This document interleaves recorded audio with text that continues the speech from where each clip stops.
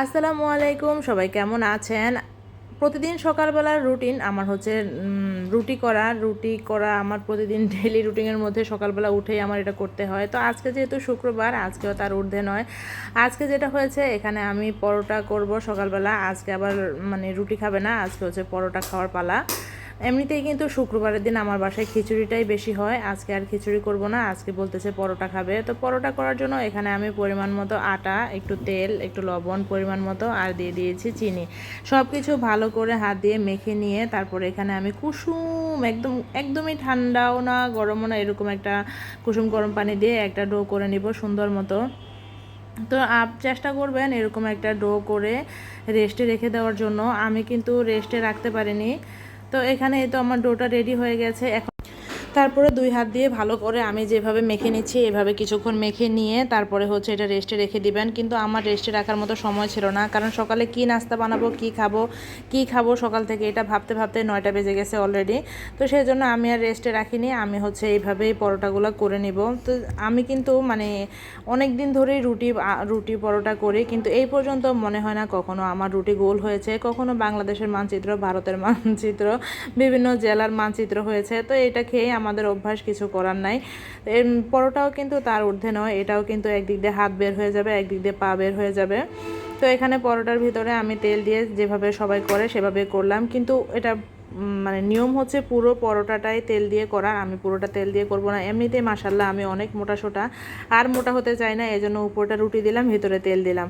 যাই হোক, সেমভাবে আমি পরোটা করে নিলাম কিছুটা। তারপরে ছেলের জন্য মনে হলো যে ও হচ্ছে পরোটা খেতে বেশি পছন্দ করে না, ওর জন্য একটু লুচি করে নেই।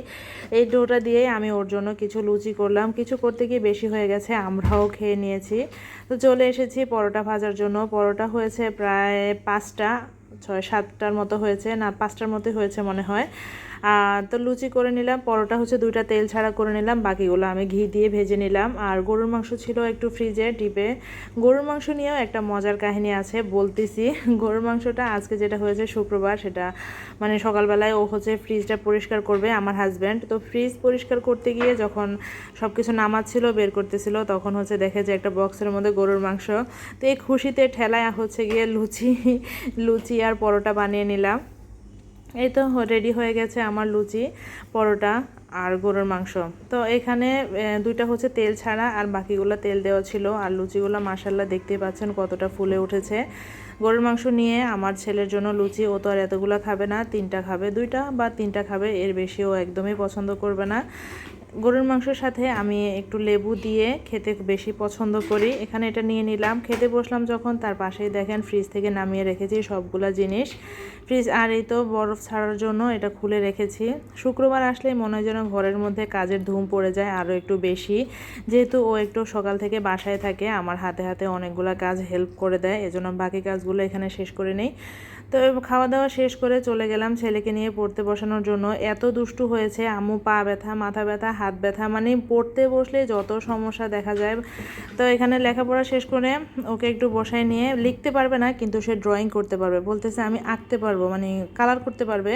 তো ওদের একটা রাইমিং বই আছে, বইয়ের মধ্যে সুন্দর সুন্দর এরকম ড্রয়িং করা আছে, ও শুধু কালার করেছে।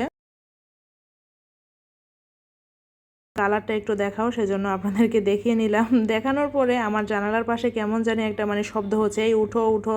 তো উঠো উঠো শুনে যেয়ে দেখি যে একটা খালি জায়গার মধ্যে বৃষ্টি হলে পানি জমে, এখানে একটা বাবু গোসল করবে বলে সেই কান্না কান্না করে করে গোসল করতে এসে এমন গোসল করতেছে, ওর বাবা মা দুজন দুই পাশে দাঁড়িয়ে আছে একবারে ওকে উঠানোর জন্য। আর এই পাশে হচ্ছে আমাদের দুপুরের খাবার, আমরা হচ্ছে আজকে খিচুড়ি খেলাম।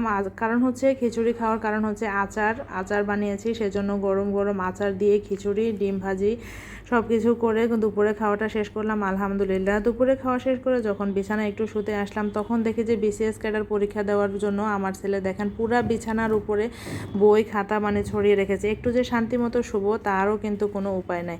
তো যাই হোক, সব কিছু গুছিয়ে নিয়ে দুপুরে গা হেলে দিয়ে একটু ঘুমিয়ে